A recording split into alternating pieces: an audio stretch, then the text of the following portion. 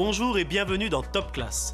Je vous propose de nous rendre tout de suite à Rimatara, dans l'archipel des Australes, pour y découvrir un bel oiseau. Je ne vous en dis pas plus, on regarde.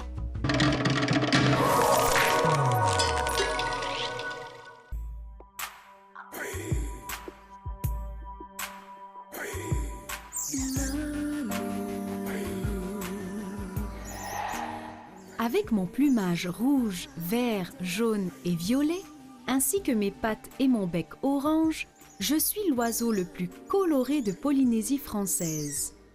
Je me nourris surtout de nectar.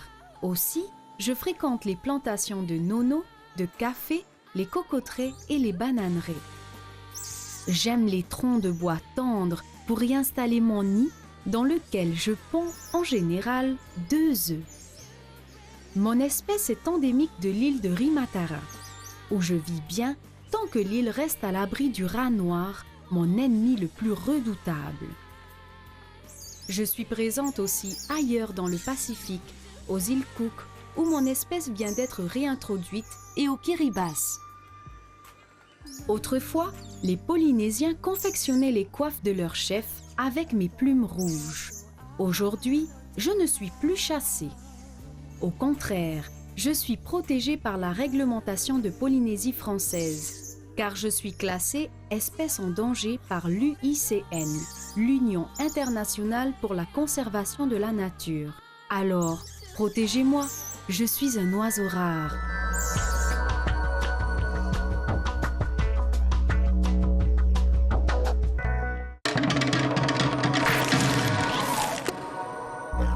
Magnifique oiseau, n'est-ce pas ?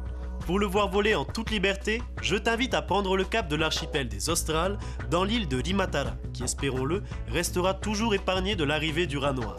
Dans la Déclaration des droits de l'enfant, on affirme que tu as le droit de te livrer à des activités culturelles et de loisirs. Regarde comment Temata met ce droit en pratique.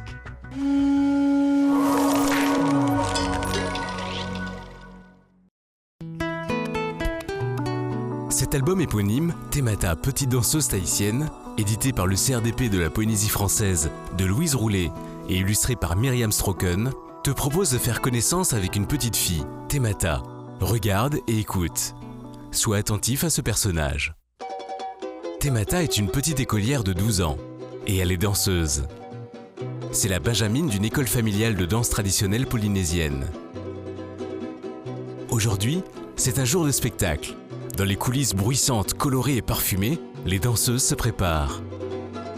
Temata a méticuleusement apprêté ses costumes de scène dans un énorme panier. Sa mère l'a félicité pour sa patience et sa ténacité dans la confection de ses beaux costumes. Temata s'est entraînée consciencieusement, inlassablement, répétant ses pas, seule ou avec quelques danseuses. Les toere et les pahu résonnent dans la nuit tiède et étoilée. Leur rythme parfois simple, parfois saccadé, scande tantôt des aparima, tantôt des otea. Maintenant, Se dit Temata. Elle s'élance, gracieuse vers la scène, ses pas sont sûrs, rapides et légers. Avec détermination, Temata impose agréablement aux spectateurs son élégance et sa maîtrise d'elle-même, ce soir, je vais donner le meilleur de moi-même. se dit-elle, heureuse de danser. À l'aéroport, l'orchestre bat son plein. Les sons des ukulélés, des pahu, des toere et des tariparao retentissent. Joyeuse, Temata reçoit le traditionnel collier de coquillage offert pour les départs, Je vais danser en Chine. Grâce à la danse, je voyage. pense-t-elle. Temata, souriante, s'avance la première sur l'immense scène, suivie par tous les danseurs. Avec assurance, elle alterne les danses lentes, aparima, ou rapides, tamure. Son port de tête est majestueux. Sa haute coiffe l'agrandit. Sans crainte ni honte, elle exécute devant ce public étranger, souriant et attentif, la gestuelle qui valorise son corps, qui favorise la grâce. Minutieusement, elle a cousu tous les minuscules et nombreux coquillages, les plumes et les fibres végétales qui font la richesse et la beauté de sa tenue. Elle ne doute pas de leur solidité. À son retour, les lourds parfums des tiares des couronnes d'arrivée embaument l'atmosphère bruyante, animée et chamarrée de l'aéroport international de Tahiti-Faa'a. L'orchestre, la fleur de tiare offerte aux passagers qui débarquent de l'avion, Temata est bien de retour au pays. De nouveau, la voilà attelée à une tâche familière. Oui, la vie d'une danseuse est faite de nombreuses répétitions. À présent, elle s'active à la préparation de sa tenue pour le grand spectacle du Heiva qui va bientôt avoir lieu. L'an prochain, elle partira au Japon.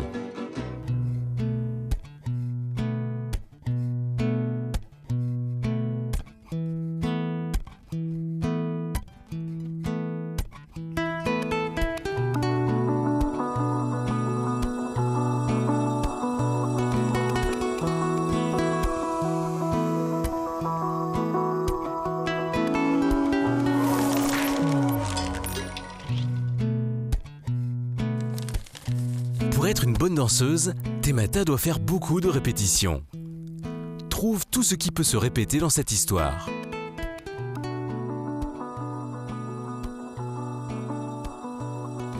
Dans cette histoire, beaucoup de choses peuvent se répéter. Les pas de danse, la fabrication des costumes, les spectacles, les voyages à l'étranger. Toutes ces œuvres d'art ont été exécutées par des artistes de Polynésie française. Que peux-tu en déduire ?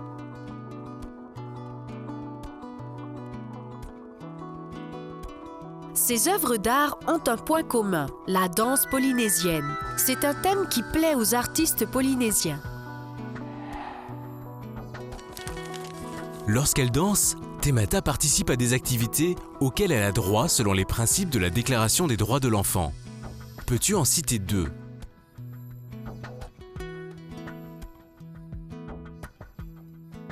Lorsque Temata danse, elle met en pratique le droit au loisir, ainsi que le droit pour un enfant de participer librement à des activités artistiques et culturelles. Aimerais-tu être un artiste ? Pourquoi ? Discute-en autour de toi. Lis les ouvrages suivants qui mettent en scène des enfants. Ils sont édités par le CRDP de la Polynésie française. Te Muemuea Amuetama, Maniiti, Urari Manu. C'était un résumé adapté de l'album Temata, petite danseuse tahitienne de Louise Roulet et illustré par Myriam Stroken aux éditions du CRDP de Polynésie française.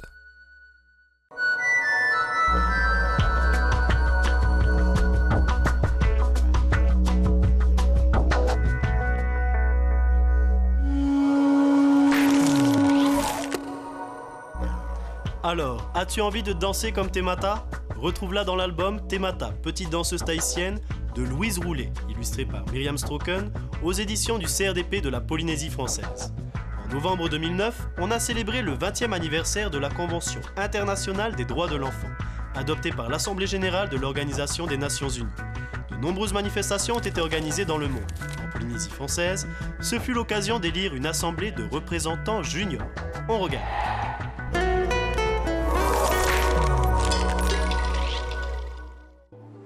À l'occasion du 20e anniversaire de la Convention internationale des droits de l'enfant, l'élection d'une assemblée de représentants juniors de la Polynésie française a permis de vivre concrètement la démocratie. Ça, c'est une manière également d'amener les parents à percevoir la priorité de l'éducation. C'est important. Il faut que l'école s'ouvre davantage aux parents. La discussion est terminée sur l'article 1er. Rappelle-toi, une démocratie est un pays où le peuple détient le pouvoir. Il exerce ce pouvoir en participant aux différentes élections. Tous les hommes et les femmes sont égaux. Ils ont tous le droit de vote. Chaque homme et chaque femme ont une voix égale. C'est le suffrage universel. Les hommes et les femmes qui sont élus sont les représentants du peuple. Ils exercent le pouvoir et votent les lois. Avec la préparation à l'Assemblée des représentants juniors, c'est l'occasion pour toi de comprendre l'organisation et le fonctionnement des institutions de la Polynésie française. Les connais-tu? Une autre question? Sais-tu par exemple comment est élu un représentant à l'Assemblée de la Polynésie française? Dans toutes les classes de CM2 des écoles de la Polynésie française, Un appel à candidature a été lancé pour élire 57 représentants juniors, garçons et filles. Ils ont été répartis au prorata du nombre d'élèves par archipel. On sait que pour l'Assemblée de Polynésie française, la répartition est actuellement la suivante. 37 représentants pour les îles du Vent, 8 pour les îles sous le vent, 3 pour les Tuamotu Ouest, 3 pour les Tuamotu Est et les Gambiers, 3 pour les Marquises et 3 pour les Australes. Entrons dans une école de CM2 d'une école de propriété pour suivre l'élection des représentants juniors. Au vote des représentants juniors de la Polynésie française pour pouvoir proposer la délibération. Les élèves candidats expliquent à leurs camarades pourquoi ils présentent leur candidature. Un temps de parole identique est accordé à chaque candidat d'une même classe. Des représentants juniors de la Polynésie française, car je suis très motivé, volontaire et sérieux. Au moment de l'élection, chaque élève, ayant une idée sur son choix, va pouvoir élire un des candidats. La classe devient le bureau de vote. Le mode de scrutin retenu, c'est-à-dire la manière dont se fait le vote, est un scrutin uninominal. On élit un seul candidat. Il faut un ou deux tours. Un seul tour si un élève recueille la majorité absolue, c'est-à-dire la moitié des voix plus une. Sinon, au second tour, l'élève ayant eu le plus de voix est déclaré titulaire et l'élève arrivant en deuxième est déclaré suppléant. Sur une table ont été placés les bulletins de vote et des enveloppes. Chaque bulletin porte le nom d'un candidat. Dans cette classe, il y a 7 candidats à départager. On peut aussi voter blanc si on ne veut élire aucun candidat.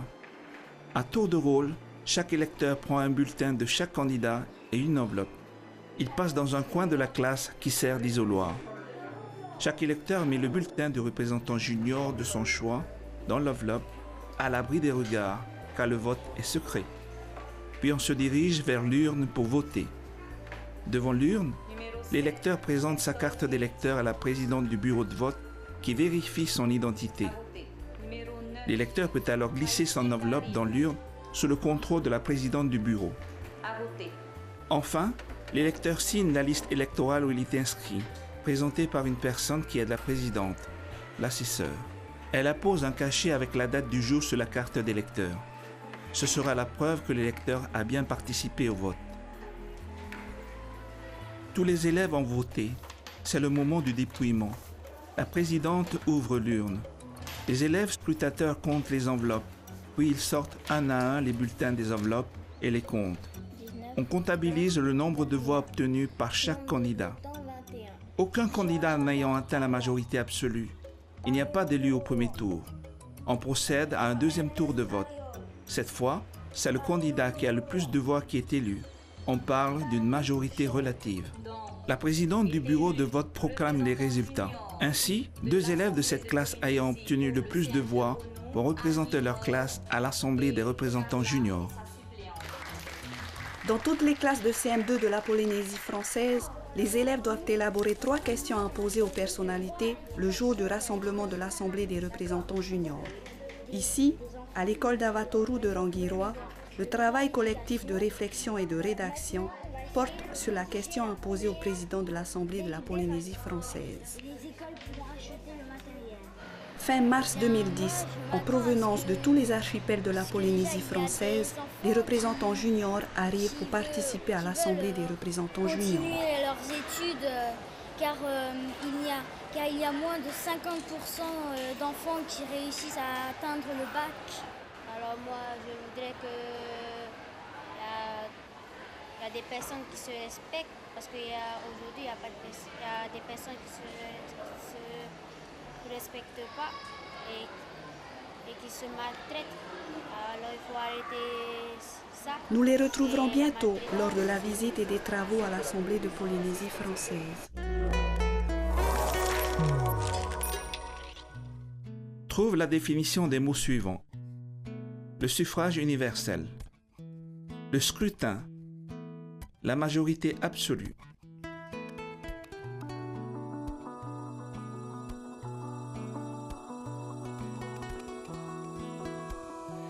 Le suffrage universel est le droit de voter contre tous les citoyens d'un pays, sans distinction de race, de religion, de sexe, de fortune. Le scrutin est le nom donné à l'ensemble des opérations de vote. La majorité absolue est atteinte quand un candidat obtient la moitié des voix plus une.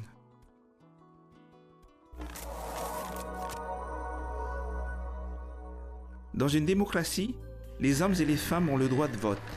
Ils détiennent le pouvoir d'élire leurs représentants. Une fois élus, les représentants exercent le pouvoir dans des assemblées qui votent les lois. C'est pourquoi chacun a le devoir de participer aux élections. Recherche avec tes camarades les différentes élections auxquelles participe la population de la Polynésie française. Bonne recherche.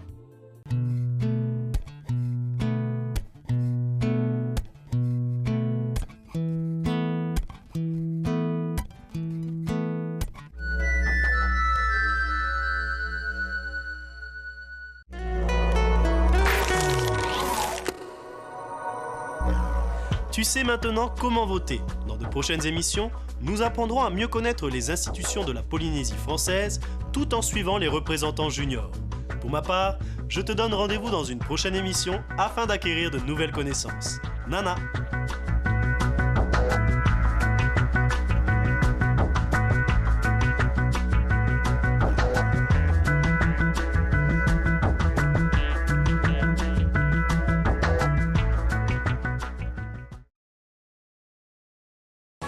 Le vendredi et samedi soir, place à la musique sur la première. Du rythme, des fous rires et de la danse. Le cocktail pour passer une bonne soirée.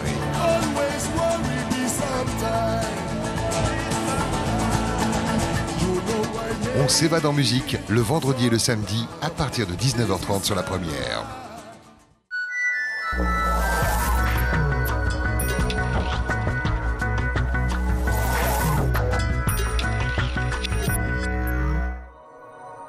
Bonjour et bienvenue dans Top Class. Aujourd'hui, faisons la connaissance de Hiroiti et Maui, deux adolescents qui vont nous faire découvrir leur vie au collège.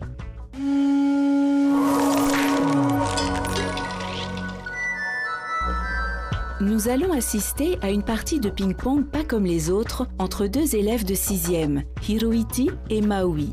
Dans cet ouvrage, Une journée au collège, écrit par Patricia Lamo et illustré par Heirei Lehartel, édité au CRDP de la Polynésie française, tu vas découvrir que la vie au collège est aussi une leçon de vie pour mieux vivre ensemble. Rentré en cours de français, je regagne ma place sous les regards gênés de certains camarades. Mettant quelques minutes à reprendre mes esprits, je ne comprends pas le sens de ce qui est demandé. Normal, j'ai raté 10 minutes de cours. Le plus discrètement possible, je questionne ma voisine. Elle qui comprend tout, car elle fait tout bien, comme il faut. Mon esprit, lui aussi, se met à errer. Il est actuellement en train de survoler la table de ping-pong. Ma table de ping-pong. Il me faut développer une technique qui va déstabiliser le jeu de Maui. À moins qu'une main magique guide la mienne, comme dans les films de Matrix. Oh oui, ça serait bien. Et là, on verra bien qui est le plus fort. Non, c'est décidé. Magie ou pas magie, je ne vais pas me laisser abattre. Que vont penser les autres? L'annonce de la correction interrompt à peine mes pensées. Les voix de mes camarades semblent lointaines. Je ne réagis pas. Je ne comprends rien de toute façon. Relève le complément de chacune de ces phrases. Lesquelles sont COD ou COI?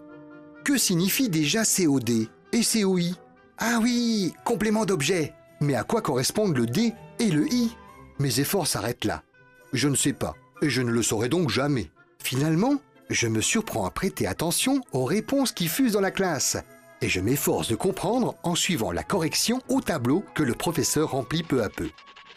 Ça y est, j'ai l'impression de sortir de ma nébuleuse ignorance. Mais oui, D pour direct et I pour indirect. Oui, je m'en rappelle, il y a une histoire de proposition, non, de préposition. Je me rends compte que je suis capable de comprendre une consigne sans attendre qu'on me l'explique. Je décide alors de m'aventurer au pays des CO. Je lève timidement le doigt.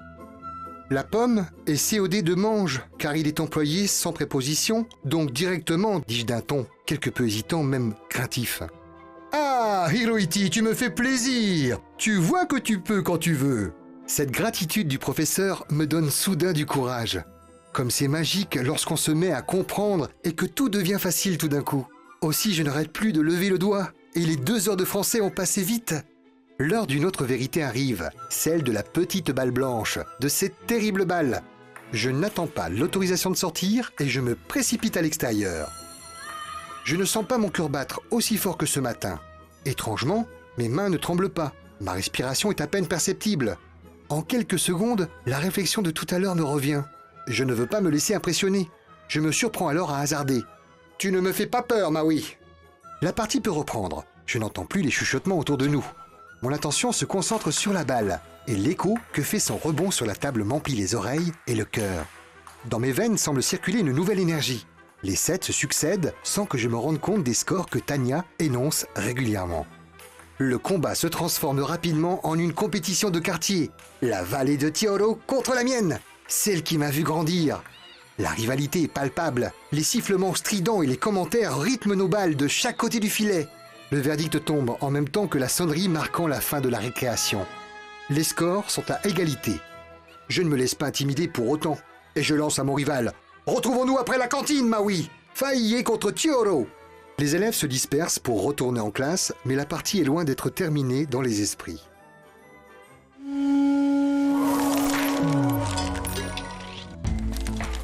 De retour en classe, après avoir vu le surveillant de la vie scolaire pour l'oubli de son cahier, Hirohiti n'arrive pas à se concentrer.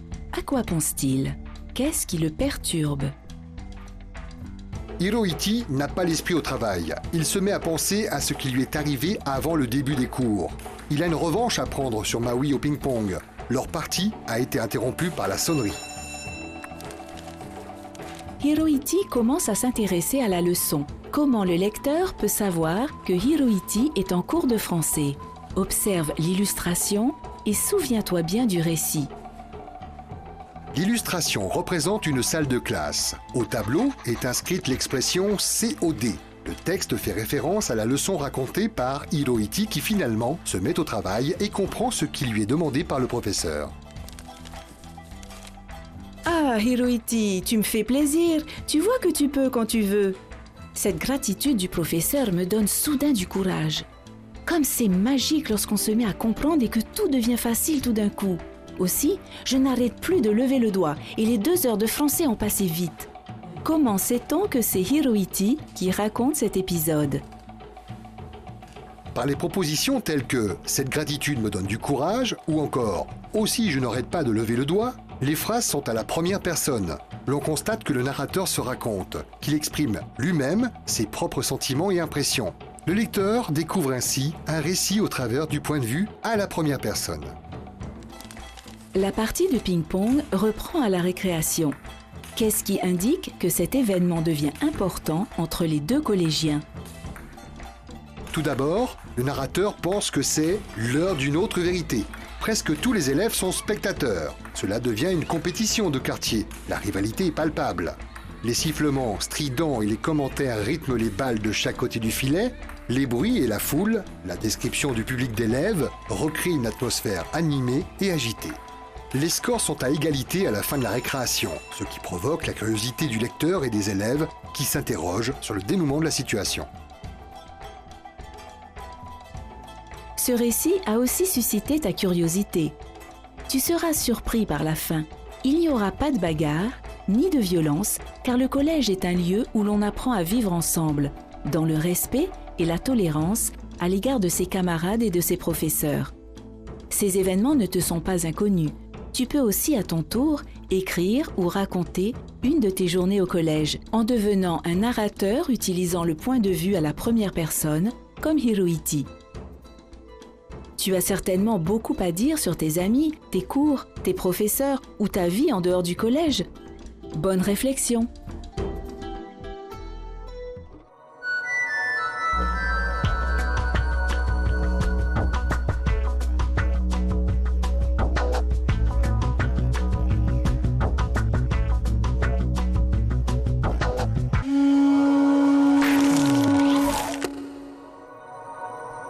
Une journée au collège vécue par Hirohiti est bien passionnante. J'espère que pour toi aussi, tout se passe bien avec tes camarades au collège.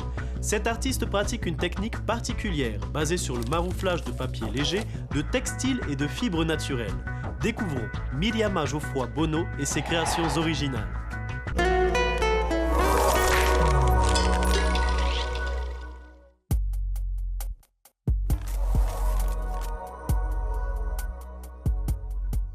Architecte de formation, Myriama Geoffroy a conservé cette influence dans la construction de ses toiles, où se mêlent imaginaire et réalisme. De grandes surfaces géométriques ou abstraites, constituées de papier et de fibres végétales, apprêtées puis marouflées, créent l'atmosphère de base de ces tableaux.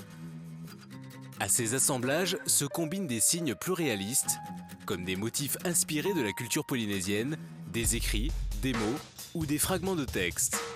Une volonté personnelle de combiner culture traditionnelle et approche contemporaine de l'art.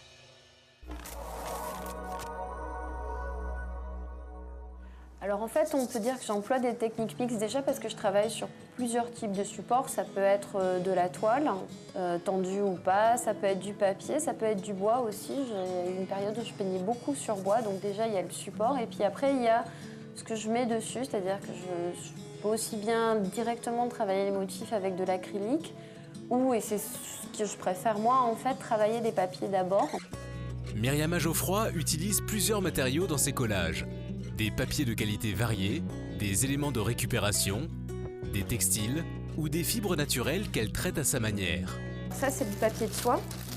C'est un papier qui est assez fin et très poreux. Donc ça, c'est un papier de Chine qui est utilisé en général pour la calligraphie.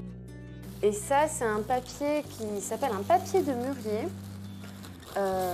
que moi j'affectionne particulièrement parce qu'en fait, il a déjà des fibres à l'intérieur et donc ça donne aussi de la matière. Et ça rappelle un peu dans les tons, une fois que c'est collé, ça rappelle le tapas, je trouve. Donc en fait, je collectionne les papiers et même les petits bouts, les petites chutes, je ne les jette pas. J'ai un pot dans lequel je mets tout. J'ai même des toiles d'ailleurs, on voit dedans. J'ai des papiers partout. Ces matériaux sont peints, patinés, froissés, parfois même lacérés, puis fragmentés pour être ensuite agencés et marouflés épars sur la toile. Alors là, je vais commencer à faire ce qu'on appelle le marouflage. Donc ça se passe de la même façon que ce soit sur un papier ou sur une toile. La technique utilisée par l'artiste, basée sur le marouflage, peut paraître simple, mais elle nécessite attention et précaution pour assurer à l'œuvre toute sa pérennité. Je commence par appliquer du vernis sur le papier, sur le support. Ensuite, je passe un deuxième coup pour vernir en fait le papier sur la toile.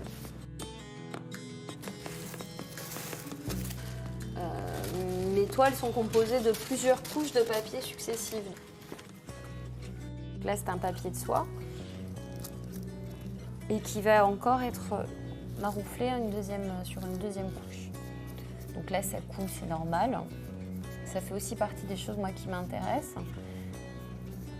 Et donc, à force d'avoir des couches successives de papier et de vernis, en fait, ça va former, comme on le voit ici, une surface qui va être complètement compacte.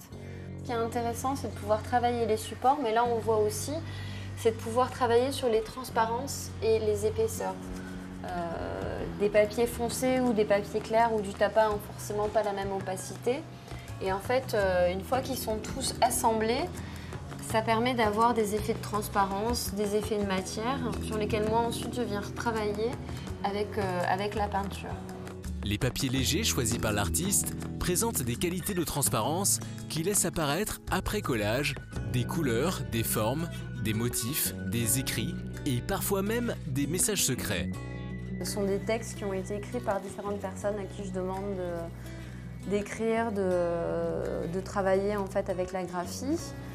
Donc en fait, les textes, on ne les reconnaît pas, ça fait aussi partie de ce qui, moi, m'intéresse, même si avec Chantal, on réfléchissait à mettre un texte en entier.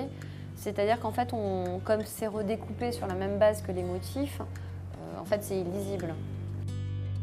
Myriama Geoffroy apporte sa touche en dessinant sur les papiers des motifs ou des signes graphiques qui constituent des traces d'ancrage de sa culture d'origine et de son imaginaire.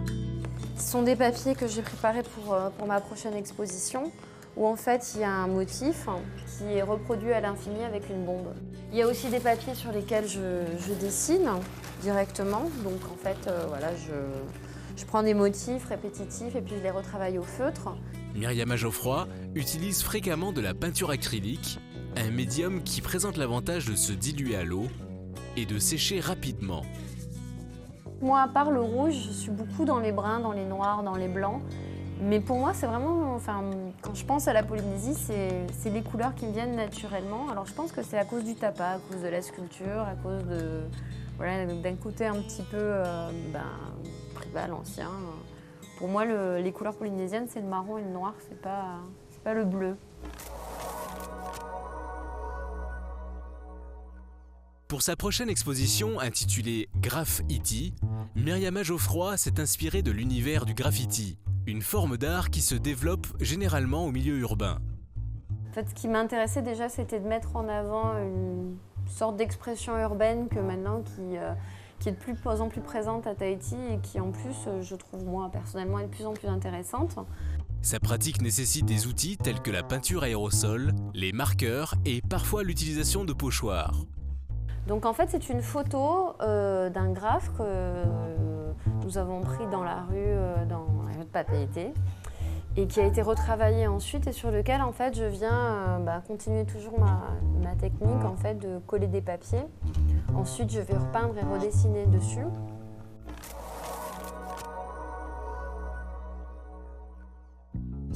Le parcours artistique de Myriama Geoffroy a été enrichi par l'influence de peintres contemporains comme Soulages, Pollock et Tapies. J'ai été particulièrement marquée par la peinture de Pierre Soulages qui fait des grands aplats noirs et qui est presque un magicien parce qu'il fait des noirs lumineux. Les œuvres de Myriama Geoffroy sont toujours l'aboutissement d'un long et minutieux travail de composition et d'improvisation qui unit de petits espaces figuratifs à des environnements plus abstraits. Ces réalisations sont des œuvres ouvertes aux interprétations multiples.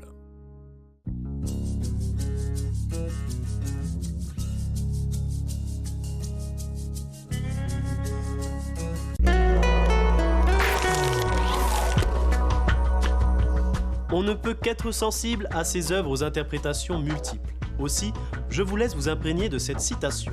Si une œuvre m'atteint, c'est qu'elle est capable de recevoir ce que j'y investis de moi-même, de générer en moi une dynamique, celle que génère toute véritable émotion artistique. Pour ma part, je vous donne rendez-vous dans une prochaine émission afin d'acquérir de nouvelles connaissances. Nana!